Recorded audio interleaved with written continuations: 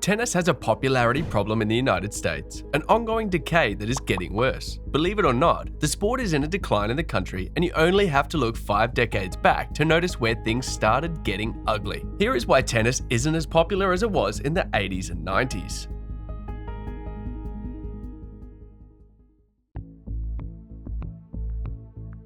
From the 12th century to early 19th centuries, tennis was a game for the upper class of the society. Although things got better in the 20th century, it wasn't until the beginning of the Open era in 1968 that everything changed. The gates were blown wide open for skilled amateurs to compete with the pros. The Grand Slam tournaments were broadcast on TV for the very first time. Competitive tennis became more accessible to everyone, and what followed was a global surge in popularity. But this is what changed in the US and the rest of the world.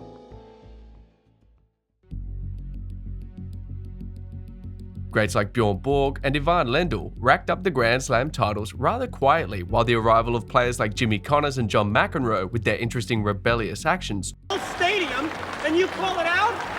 Explain that to me, will you?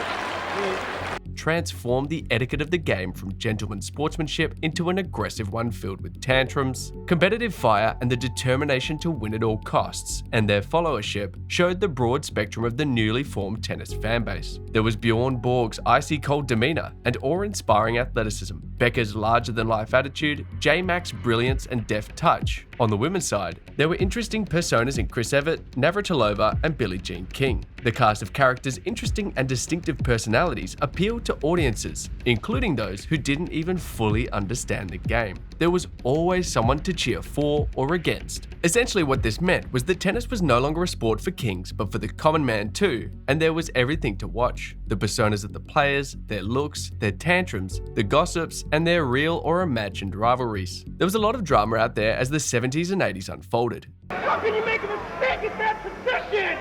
How can you guys do this? The glitz and the glamour, everything added up with the newfound popularity. The media seized the chance to talk about tennis at every turn. And just when it looked like the gold rush was over, Andre Agassi came in the 90s and was almost solely responsible for some renewed interest in the sport. Nowadays, it is almost impossible to replicate. You don't see tennis stars out late, trash talking, or committing misdemeanors. They are super clean professionals with highly regimented schedules that wouldn't accommodate any excesses. No unwelcome drama or overflowing emotions, or else they are at the risk of losing sponsors or getting fined. Thank goodness we've got Nick Kyrgios, who comes up with the goods occasionally. Cowboy first serve!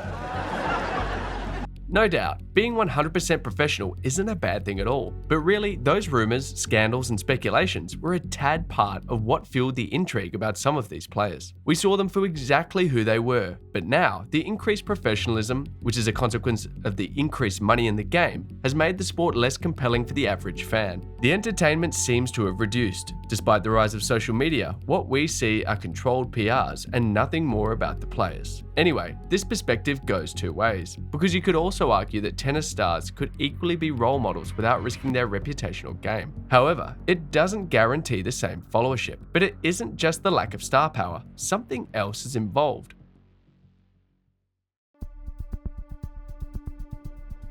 In past decades, playing styles varied the same way the personalities did. Borg had his foot speed, endurance, and topspin. McEnroe had his deft drop volleys in seemingly inaccessible parts of the court. Connors bashed the ball dead flat. Evert hit deep, flat balls with precise placement. Navratilova served and volleyed often. There were even players like Andrea Jaeger who moonballed their way to victories.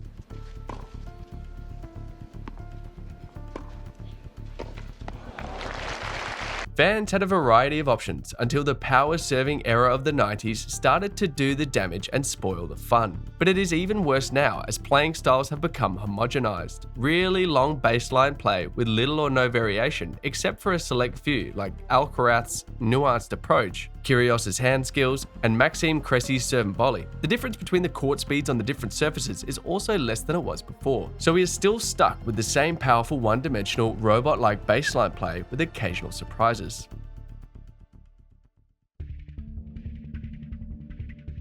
Tennis is on the rise in Australia, China, India, Canada, and several European countries, except for the country that once had some of the most prominent players, the United States. Many of the game's top stars were hometown heroes in the United States. But after TV ratings started dropping consistently in 1985, when Ivan Lendl took over the #1 ranking from John McEnroe, who didn't win another Grand Slam title, things changed. Luckily, by the turn of the decade, there was Andre Agassi, and to a lesser extent, Sampras, and things slightly got better. Although the Williams sisters did a lot to bring American tennis back to the limelight, the damage had already been done in the men's tennis, who has not seen a Grand Slam title winner since Andy Roddick in 2003. The significance of this? The US market is a major player when it comes to sports, and more popularity in the US means a more popularity worldwide. From 1973, when the ranking system was created, until 2003, 6 men from the US held the top spot. Sampras for 286 weeks, Connors for 268, McEnroe for 170, Agassi for 101. Roddick managed to stay there for just 13 weeks, but since then, no player from the United States has won a Grand Slam title or topped the ranking. So, with a decline in the US, a country rich in tennis history, we can expect a decline in popularity until another hometown hero rekindles interest in these countries by winning the biggest titles. Still, that's a minor issue when you look at the competition the sport is facing.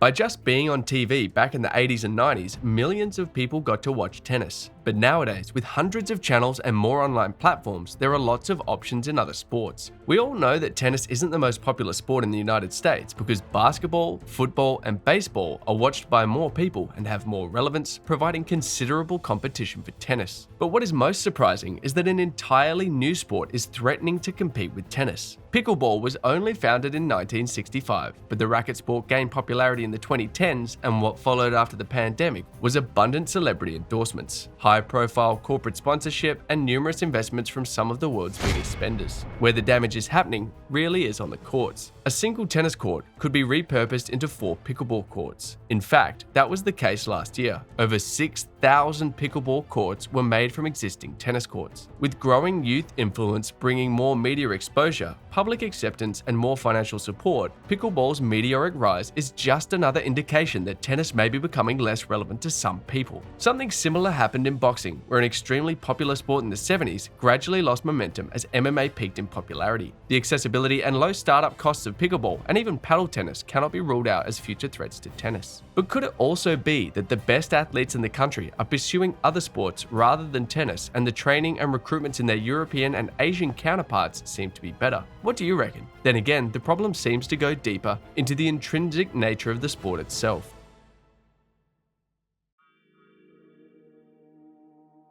You see, tennis is an individual sport, unlike soccer and basketball where you can keep rooting for a team that represents your city even when individuals come and go. There is only so much to root for your tennis idol, and when he or she eventually retires, you may simply not feel the same interest anymore. Ask hardcore Roger Federer fans who haven't found someone else to root for. The point is, generally, it's easier to root for sports teams than individual sports. So tennis will always have that problem. Unless players consistently deep run at the majors, casual fans would likely never hear of them. Try this. Ask a random casual fan to name a few tennis players apart from the Big Three and the Williams sisters. Also, with earnings primarily based on performance rather than guaranteed contractual salaries, tennis inadvertently reverts to its elitist nature. Apart from the few top players who can have a stable income from sponsorship deals, most players need to keep winning just to break even. With these players having to pay for coaching, traveling, equipment, lodging, and tournament fees, the majority of players lose thousands of dollars and, if injured, are left without a source of income until they return to the court. What does this mean? The financial barriers in tennis, more than any other sport, tilts many players to end their careers prematurely, and it keeps the barrier of entry high because with no sponsors or strong financial support, it is hard to make a career out of the sport. We also have to consider the changing societal roles. In the 70s, tennis was more than a sport. It was a symbol of liberation, one of the few major professional sports where men and women competed and were paid for it. But that novelty has long worn off, so we can expect a decline. Also, our beloved sport has failed to evolve with time